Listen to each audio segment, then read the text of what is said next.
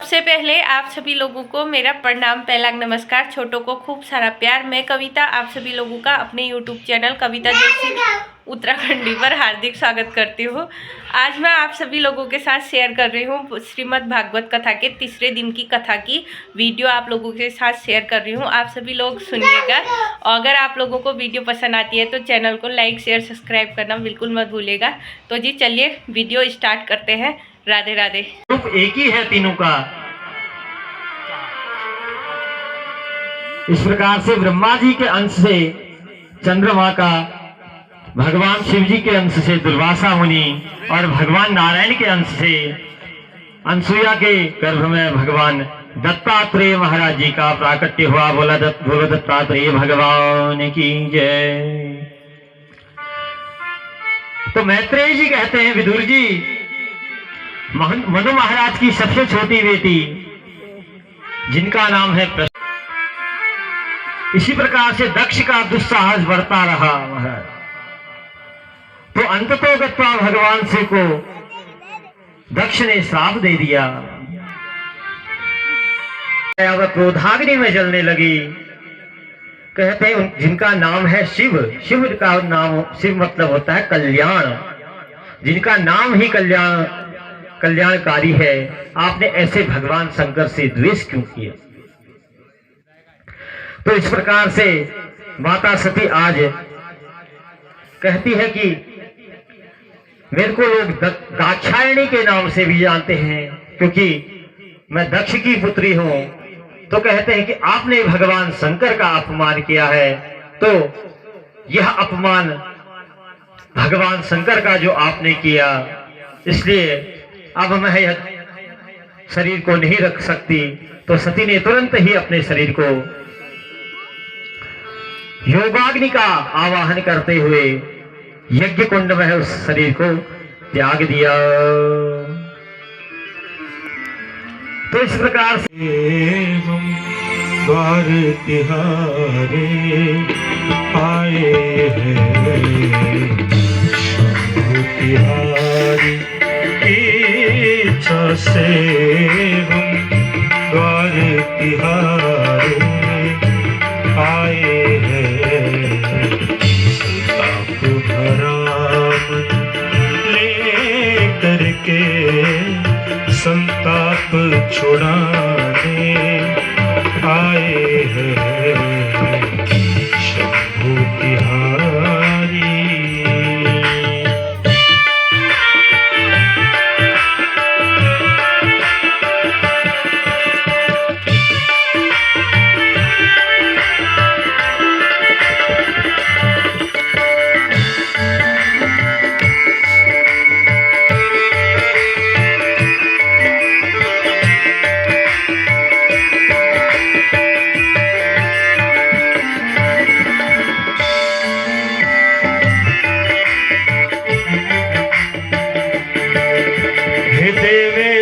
हे नीलकंठ, हे त्रिपुरारी कल्याण करो, जन्म मरण के बंधन को आसान करो, आसान करो, आसान करो, आसान करो, आसान करो, आसान करो।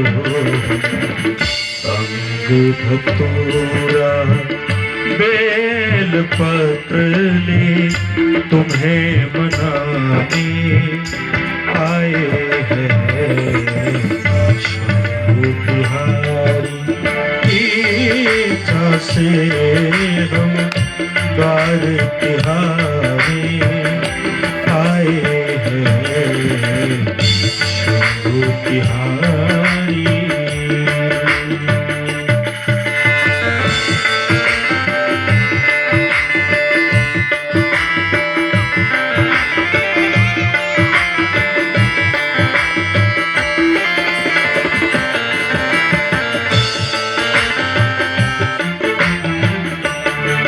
अपना शरीर त्यागा तो वहां आपस में ही जो उनके पार्षद थे वह सभी यज्ञ को ध्वंस करने लगे। तो इतने में ही भगवान शंकर के पार्षद वहां पहुंचे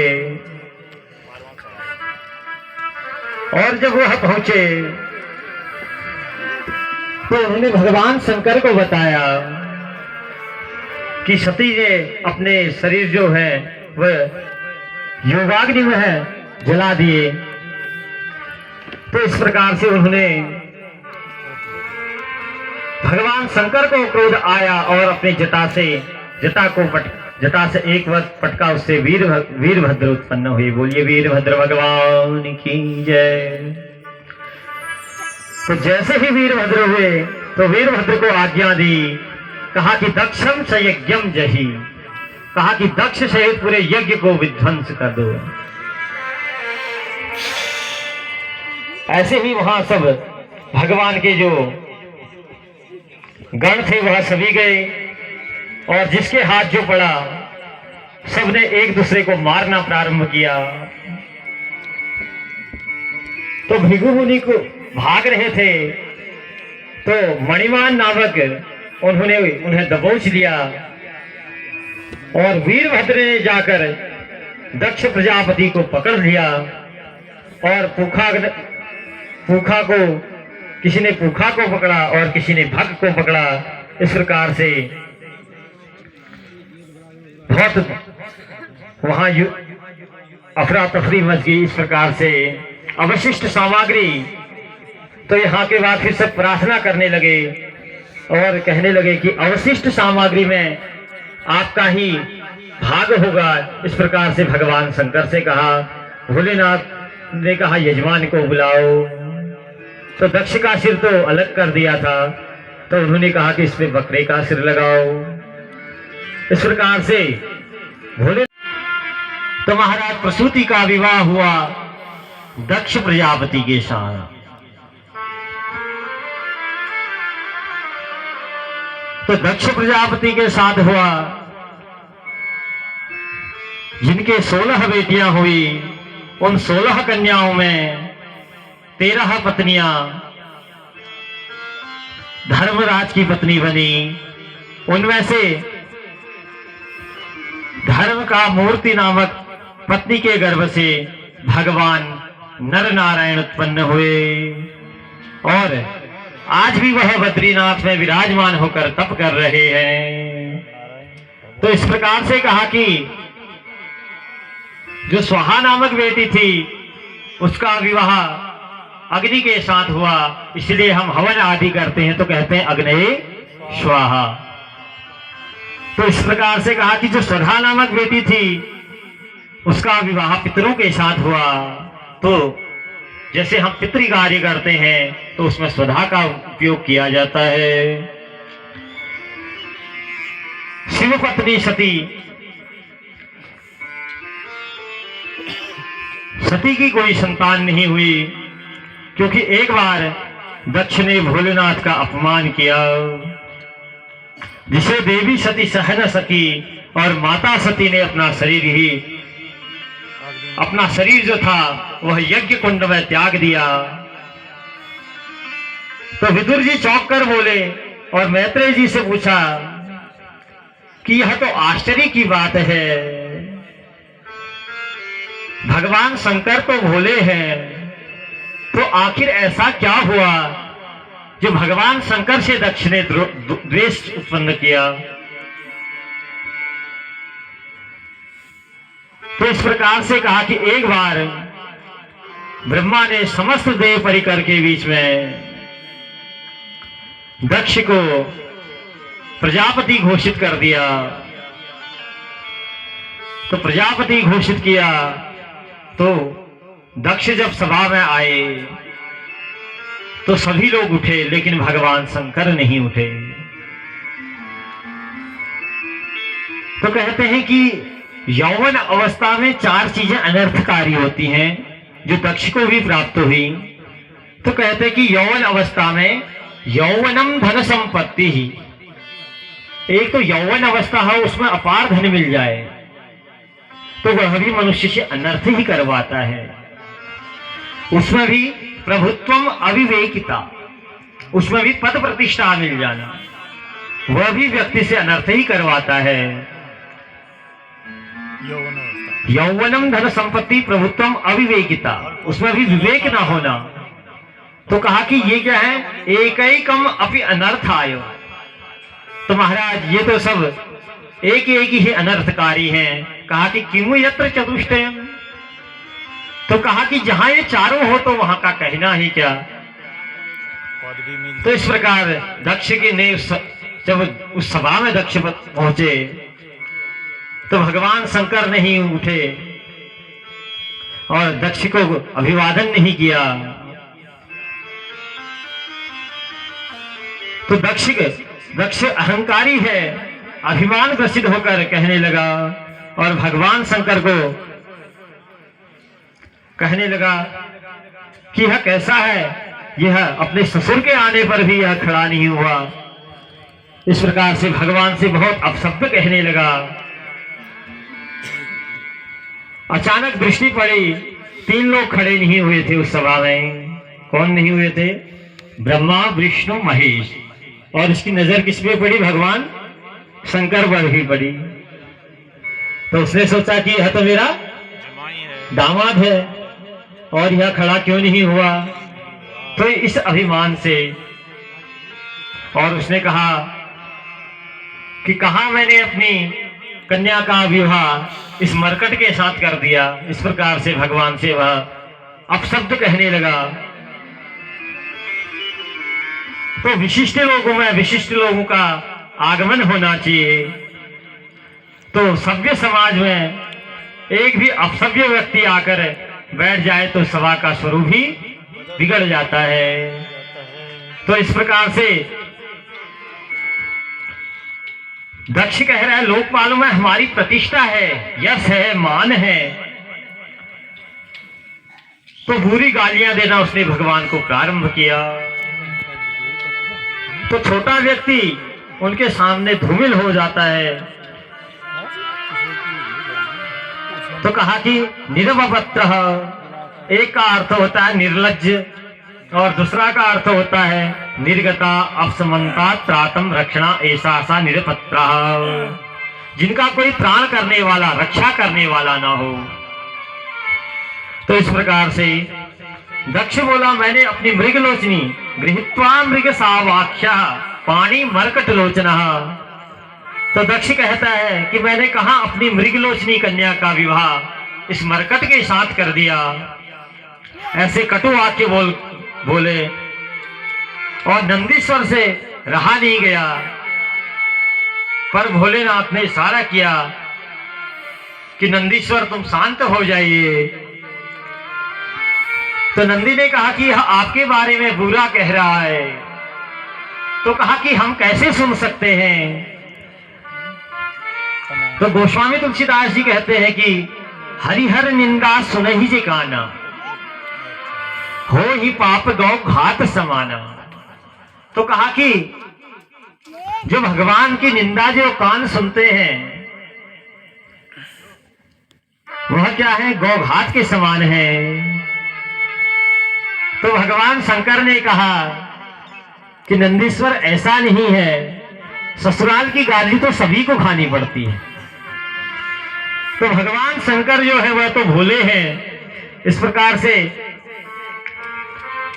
संतान होगी तो और मैं वन को चले जाऊंगा। यहाँ तो 9 संतानें हो गई हैं। तो अब वो कहते हैं, माता देवहूति से कहते हैं कि आप मुझे जाने की आज्ञा दें। तो देवहूति मैया कहती है कि अब ये 9 जो संतानें हैं इनका विवाह भी तो करना है। आप बिना विवाह करके कैसे जा सकते हैं। तो इस प्रकार से तो उन्हें ध्यान आता है कि भगवान ने कहा था कि मैं तुम्हारे घर में पुत्र बनकर आऊंगा।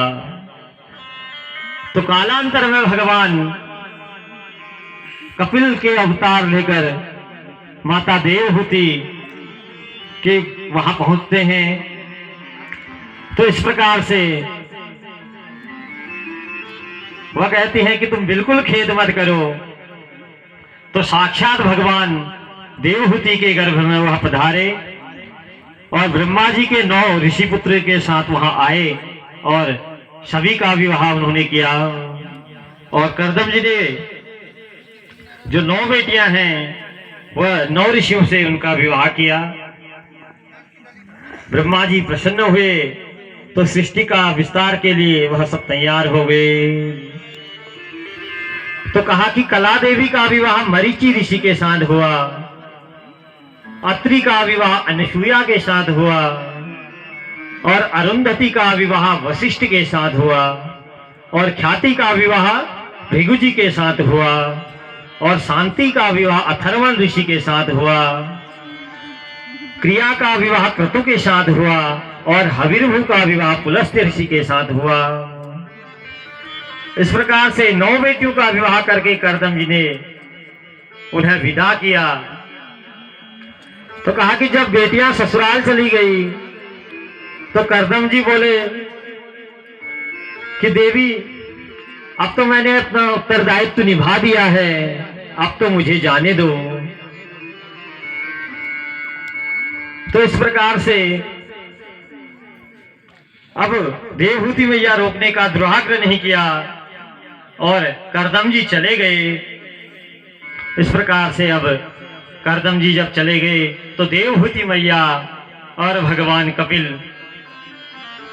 दोनों ही घर में रह गए। इस प्रकार से तो माता देवहूति जो है, एक दिन ऐसे कपिल भगवान बैठे हुए थे तो उनके पास गई और कहने लगी, निर्विण्ण नितराम भौमन असद इंद्रिय तर्षणात् येन संभाव्यमानेन प्रपन्नान्धम तमः प्रभो। तो माता देवहूति पूछती है कि संसार में जितना सुख है वह मैंने जितना भोगा उतना शायद किसी ने नहीं भोगा,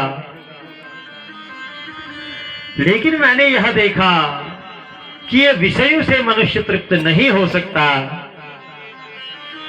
तो हर प्रकार की अनुकूलता, वैभव, यह सब मैंने भोगे। तो कपिल भगवान ने माता देवहूति को 8 अध्याय में सुंदर सांख्य उपदेश दिया। इन 8 अध्यायों को कपिलाष्ट अध्याय भी कहते हैं।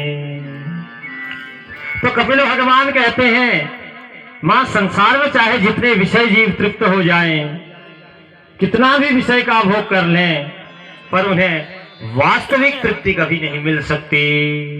इस प्रकार से माता देवहूति को भगवान कपिल ने उपदेश किया। इसी के साथ तृतीय स्कंद को प्रणाम करते हैं। आइए चतुर्थ स्कंद में प्रवेश करते हैं। मनोस्तु सतरूपायां त्रिस्रः कन्याश्च जगृहे आकुति देवहूतिश्च प्रसूतेति विस्तृतः। तो कहा कि मनु महाराज की बड़ी बेटी जिनका नाम है आकुति, आकुति का विवाह रुचि प्रजापति के साथ पुत्रिका धर्म का आश्रय लेकर हुआ और इनके घर में भगवान श्री यज्ञ नारायण प्रकट हुए। बोलिए यज्ञ नारायण भगवान की जय। तो यज्ञ नारायण भगवान प्रकट हुए और बताया कि यज्ञ का जोड़ा है लक्ष्मी। कहा कि अगर यज्ञ करना है तो बिना धन के कोई भी यज्ञ नहीं किया जा सकता है। तो इसी को गीता में भगवान श्री कृष्ण कहते हैं, विधिहीनम असृष्टानम मंत्रहीनम दक्षिणम श्रद्धा विरहितम यज्ञम तामसम परिचक्षते। कहा कि जिस पूजा में कोई विधि ना हो, विधिहीनम असृष्टानम, और कहा कि यज्ञ हो, यज्ञ में भंडारा ना हो, मंत्रहीनम दक्षिणम, और यज्ञ हो दक्षिणा ना हो। कहा कि श्रद्धा विरहितम यज्ञम, इस यज्ञ को तामस यज्ञ कहा। इस प्रकार से भगवान ने यज्ञ नारायण का रूप धारण करके सभी को यह बताया कि यज्ञ और लक्ष्मी और नारायण का जोड़ा होना चाहिए। तो सुखदेव जी कहते हैं कि मैत्रेय मुनि विदुर जी को प्रसंग सुनाने के लिए बोले और कहा, देवहूति मां की जो 9 बेटियां थी उनमें से अनसुया का विवाह अत्रिय मुनि के साथ हुआ और उनकी कोई संतान नहीं हुई। तो अत्रि ने क्या किया, तप किया, और तप किया तो कहा, तप से प्रसन्न होकर ब्रह्मा विष्णु महेश तीनों उनके घर में पहुंचे पुत्र बनकर। तो इस प्रकार से तीनों देव बोले। तो उन्होंने कहा कि हमने तो एक को ही बुलाया था। तो भगवान ने कहा कि हम हैं तो हमारा स्वरूप। कहा कि आज के बाद शंकर जी का यज्ञ में कोई भाग ना दिया जाए। जब श्राप दिया तो नंदीश्वर अब रह नहीं पाए और उनने भी प्रजापति दक्ष को श्राप दे दिया और कहने लगे तुझे पद क्या मिल गया, तू तो अपनी मर्यादा ही भूल गया।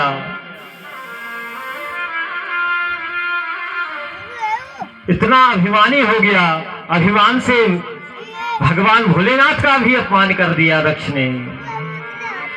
इसलिए मेरा श्राप है। नंदीश्वर ने श्राप दिया कि जा तुझे बकरे का सिर लग जाए। तो इस प्रकार से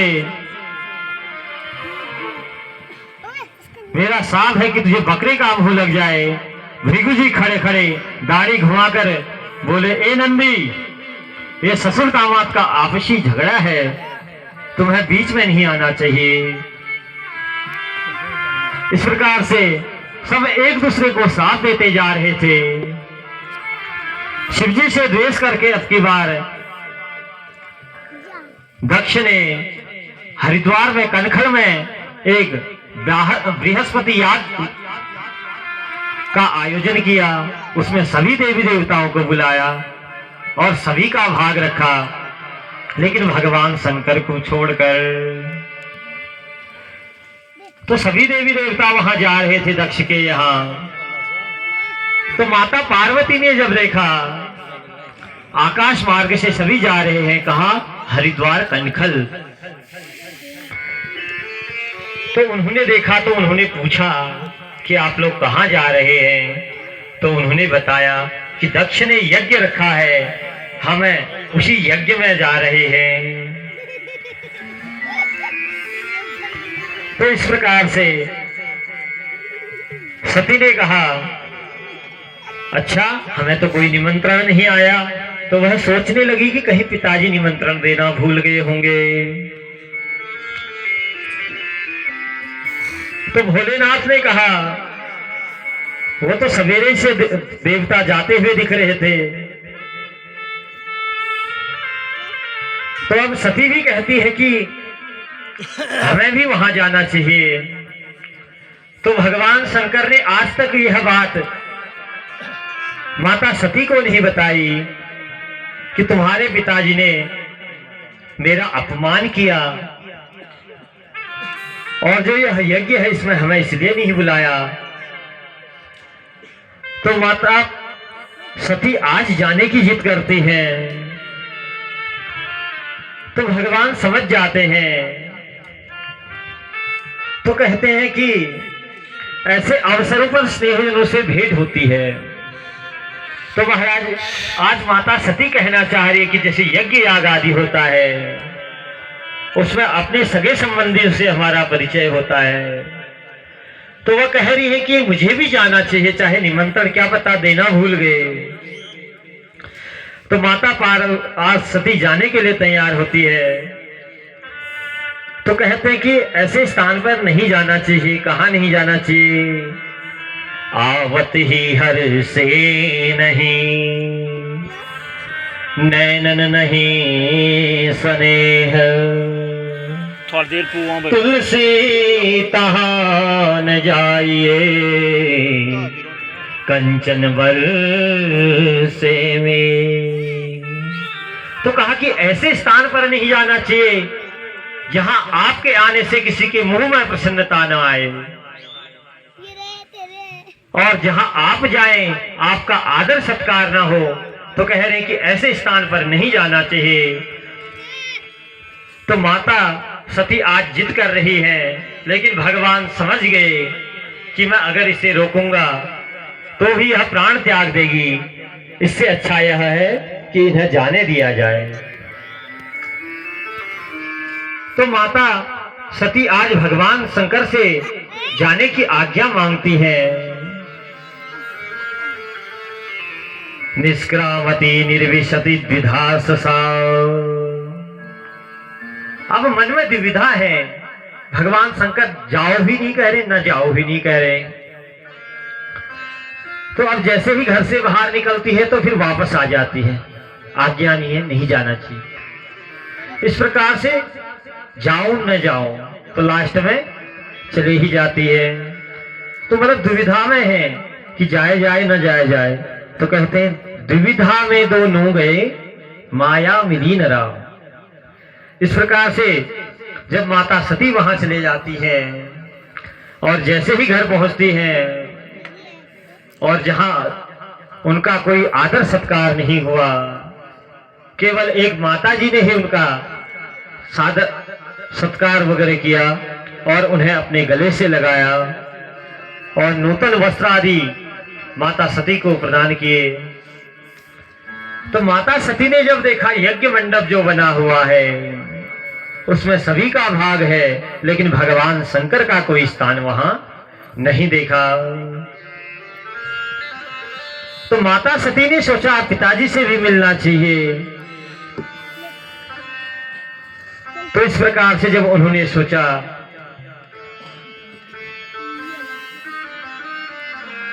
जब इस प्रकार से सोचा और उनके अंदर बहुत दुख हुआ और वह सहन नहीं कर पाई, तो कहा कि वह अपने दुख से दुखी नहीं थी, बल्कि भगवान शंकर का भाग न होने का उन्हें दुख था। तो इस प्रकार से उन्होंने अपने पिता दक्ष से कहा कि हाँ भगवान शंकर का भाग नहीं है। तो उन्होंने क्या किया, तो आज सती को इतना क्रोध आया